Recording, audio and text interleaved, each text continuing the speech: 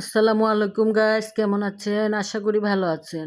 আজ আপনাদের জন্য নতুন একটি রেসিপি নিয়ে আসছি। এটা কমন একটা রেসিপি, তবে এক একজন এক একভাবে রান্না করে, আমি আমার মতো করে রান্না করি।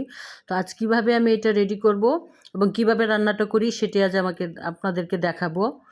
পুরো ভিডিওতে আপনারা আমার সাথে থাকবেন এবং লাইক কমেন্টস করবেন। অবশ্যই আমার চ্যানেলটা সাবস্ক্রাইব করে নেবেন। তো দেখেন, আমি প্রথমে এটা কড়াই বসিয়ে নিলাম চুলায়, এবং এখানে প্রথমে আমি তেলটাকে গরম করে নিব। তারপর আমি পেঁয়াজটা দিয়ে নিব। যখন পেঁয়াজটা একটু লালচে হয়ে যাবে তখন আমি অন্যান্য মশলা দিব। আমি অবশ্যই এখানে আদা বাটা এবং রসুন বাটা ব্যবহার করি।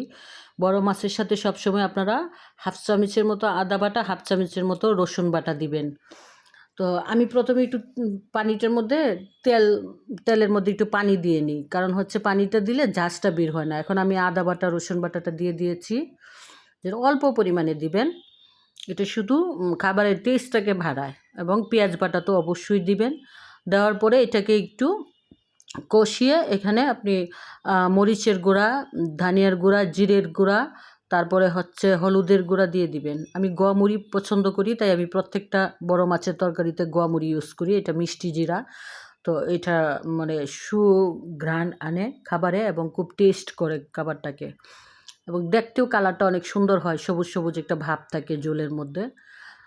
তো ওইটা আপনারা দিয়ে নেবেন। তারপর পরিমাণ মতো লবণ দিবেন। দিয়ে একটু কষানোর পরে আমি এখানে আগে থেকে সিদ্ধ করে রাখা কচুর যে মুখি যেটাকে বলে আমাদের আঞ্চলিক ভাষা, আমরা সেটা দিয়ে দিব। তো সেটা একটু যখন সিদ্ধর ভাব চলে আসবে, এবং অবশ্যই জলটা দিয়ে দিবেন যখন ভাবটা চলে আসবে, তখন আপনি দিয়ে দিবেন এখানে আগে থেকে ভেজে রাখা মাছ। মাছটা দেওয়ার পরে কাঁচামরিচ দিবেন, দিয়ে 10 মিনিট রান্না করবেন।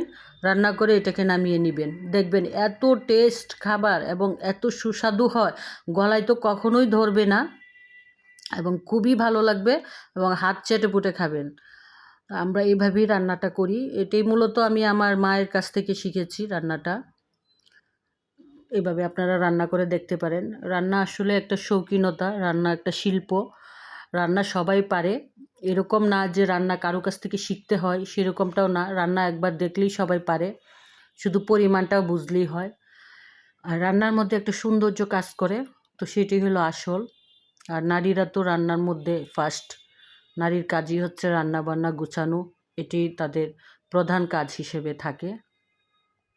তা আমি আমার মতো করে একটু গুছিয়ে রান্না করতে পছন্দ করি, এবং আমি সবসময় চেষ্টা করি আমার পারিবারিক যে রান্নাটা, আমি নিত্যদিনে যে খাবারটা খাই সেটাই আপনাদের সামনে তুলে ধরতে।